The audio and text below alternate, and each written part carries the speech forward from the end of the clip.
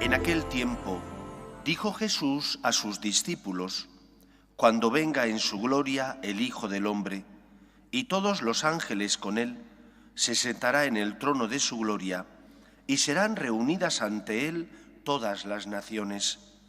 Él separará a unos de otros, como un pastor separa las ovejas de las cabras, y pondrá las ovejas a su derecha y las cabras a su izquierda.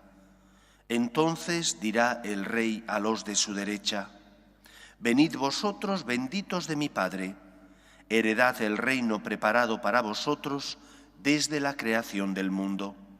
Porque tuve hambre y me disteis de comer, tuve sed y me disteis de beber, fui forastero y me hospedasteis, estuve desnudo y me vestisteis, enfermo y me visitasteis, en la cárcel y vinisteis a verme.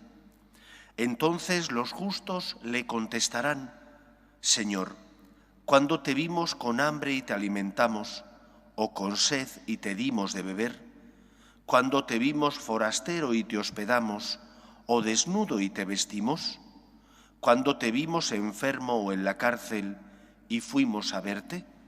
Y el Rey les dirá: os aseguro que cada vez que lo hicisteis con uno de estos mis humildes hermanos, conmigo lo hicisteis.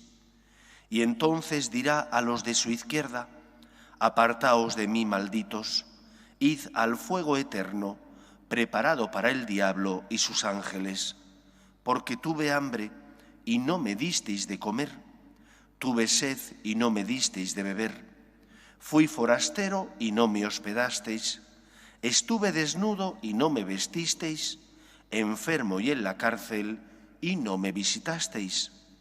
Entonces también éstos contestarán: Señor, ¿cuándo te vimos con hambre o con sed, o forastero o desnudo, o enfermo o en la cárcel, y no te asistimos?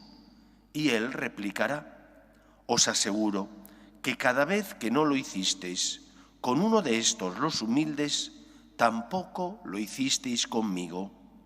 Y estos irán al castigo eterno, y los justos a la vida eterna. Palabra del Señor. Gloria a ti, Señor Jesús. Lo primero que nos enseña el Evangelio es que Cristo ha venido para darnos vida y que la tengamos abundante. El Señor Dios envió a su Hijo al mundo no para condenar al mundo, sino para que el mundo se salve con él. Pero esa salvación, que es un regalo, es un don inmerecido y gratuito, que es algo que no podemos alcanzar solo con nuestras fuerzas, sino que si lo podemos alcanzar es porque Cristo se ha convertido en puente que nos da acceso a la vida eterna. Ese regalo inmerecido y gratuito tienes que acogerlo con libertad. Si tú decides darle la espalda a Dios, si tú decides, en lugar de hacer su voluntad, hacer lo contrario a lo que Él te pide, si cuando pasa a tu lado, como hombre hambriento o necesitado, tú decides no socorrerle, habrás sido tú y no Él el que impidas que el Señor te regale la salvación. Cristo ha pagado el precio contraído por nuestro pecado, pero somos nosotros los que tenemos que acoger ese regalo. Un regalo que tiene unas condiciones, un regalo que para ser aceptado requiere hacer uso de nuestra libertad.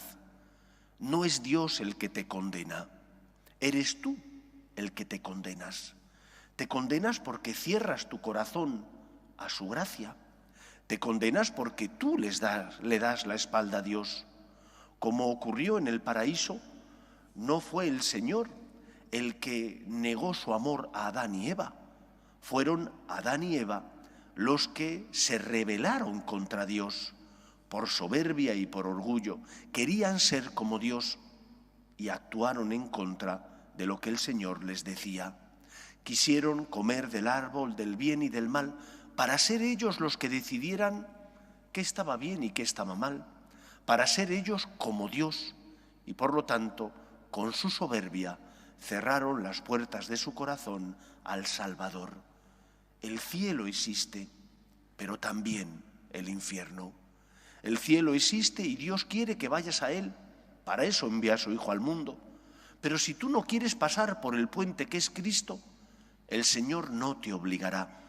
Y no te obligará porque te quiere, te ama y te ha concedido el don de la libertad.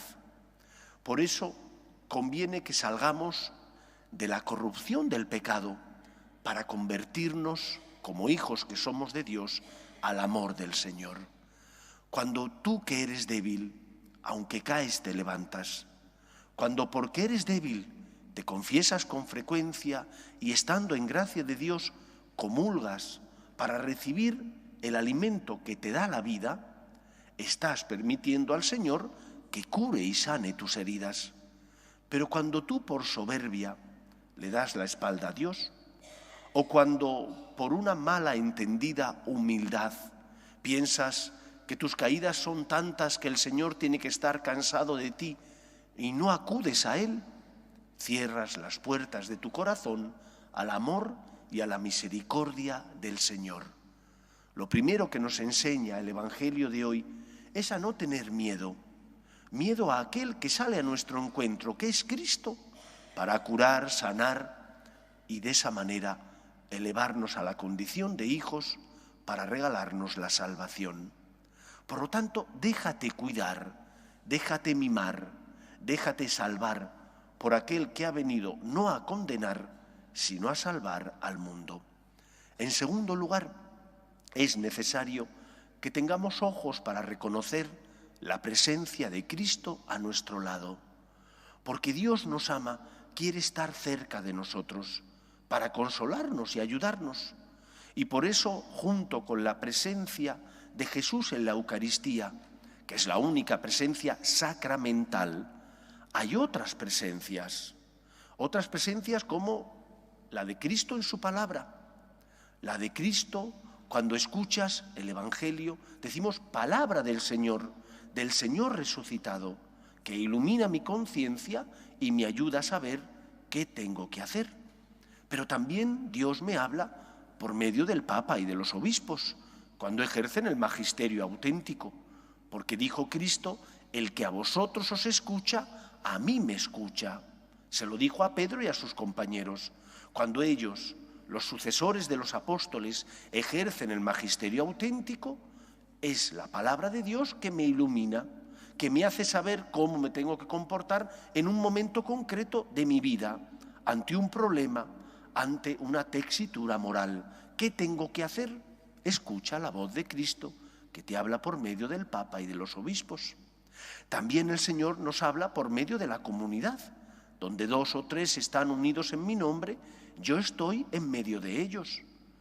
Cristo me dice, busca la unidad, evita los disensos, las discusiones, lo que divide y expulsa al Señor de en medio nuestro. Y por lo tanto, ¿qué querrá el Señor? Pues que ceda en aquello que no es importante, que ame para mantener la unidad. Y cuando haces eso, Cristo está en medio de nosotros. Donde 2 o 3 están unidos en mi nombre, yo estoy en medio de ellos. Y Cristo está también en el necesitado. El necesitado es aquel que necesita algo de ti. No tiene por qué ser solo algo material. Puede ser algo también espiritual. Tus hijos que necesitan la luz de la verdad para saber distinguir el bien del mal. O esa persona que está sufriendo porque ha perdido un ser querido y necesita tu cercanía que le da esperanza. O esa persona que está necesitada de pan y tú, que tienes más que él, compartes tus bienes materiales para ayudar al que sufre en el cuerpo también. Veamos a Cristo que pasa a nuestro lado, acompañémosle a Él que sube a la cruz para salvarnos, acompañémosle con nuestro amor, con nuestra obediencia, con nuestra entrega. Y de esa manera la Cuaresma será tiempo de santidad, porque no nos buscaremos a nosotros mismos, porque estaremos fijando nuestra mirada en Él, y porque cuando uno fija la mirada en Cristo, encuentra la luz, la paz y la esperanza que necesita en su vida. Pues que sea así en este tiempo de Cuaresma. Nos ponemos en pie.